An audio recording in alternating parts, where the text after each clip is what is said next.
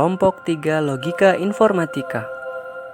Terdiri dari Muhammad Ramadan Saputra, Bintara Samuel Sitorus, Ananda Hibatillah, Yeni Sofi Meliani, Effendi Juster Elfriadi Simanung Khalid, dan Abdul Latif. Kali ini kami akan membahas materi mengenai penyederhanaan fungsi boolean dengan cara. Sebelum kita masuk ke dalam cara yang digunakan dalam penyederhanaan fungsi boolean, kita harus tahu dulu apa itu boolean. Boolean merupakan tipe data yang hanya memiliki dua nilai.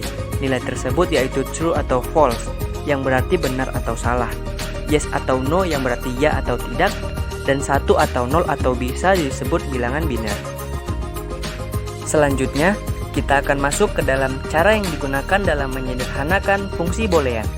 Penyederhanaan fungsi boolean dapat dilakukan dengan 3 cara. Yang pertama secara aljabar, yang kedua menggunakan peta Carnot, yang ketiga menggunakan metode Quine-McCluskey atau metode tabulasi. Secara aljabar, mencari bentuk fungsi lain yang ekivalen tetapi dengan jumlah literal dan operasi yang lebih sedikit. Jumlah literal di dalam sebuah fungsi boolean dapat diminimumkan dengan manipulasi aljabar.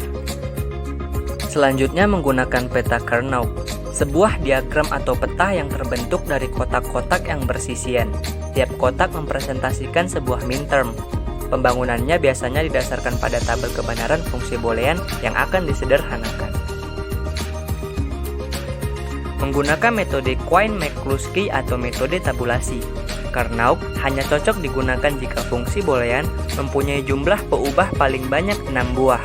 Untuk itu, diperlukan metode penyederhanaan yang lain yang dapat diprogram dan dapat digunakan untuk fungsi boolean dengan sembarang jumlah peubah. Metode tersebut adalah metode Quine-McCluskey. Selanjutnya, kita akan masuk ke contoh soal. Sederhanakanlah fungsi-fungsi boolean berikut ini. Diketahui fungsi x, y sama dengan x dan x komplement ditambah y.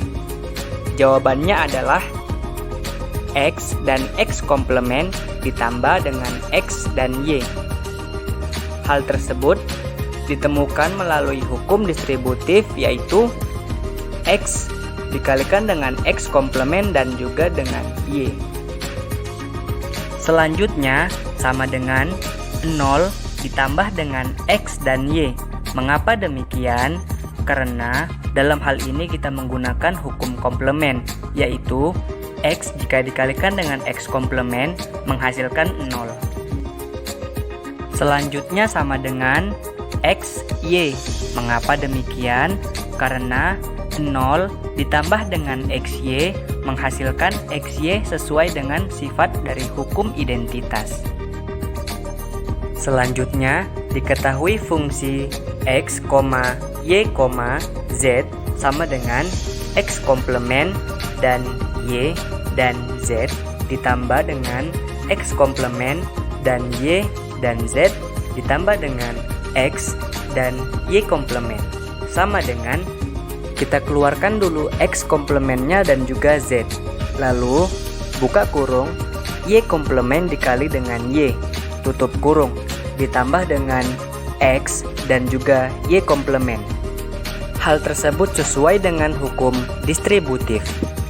Selanjutnya, x komplement dan z dikali dengan 1 ditambah x dan juga z komplement. Mengapa 1?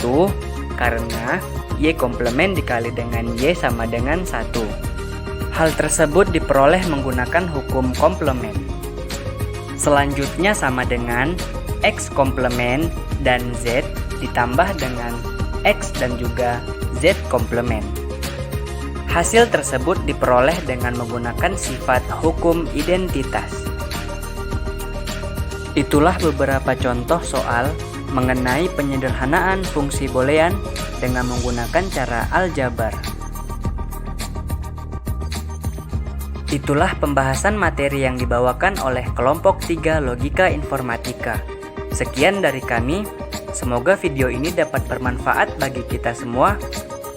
Sampai jumpa di video pembahasan materi lain berikutnya. Terima kasih.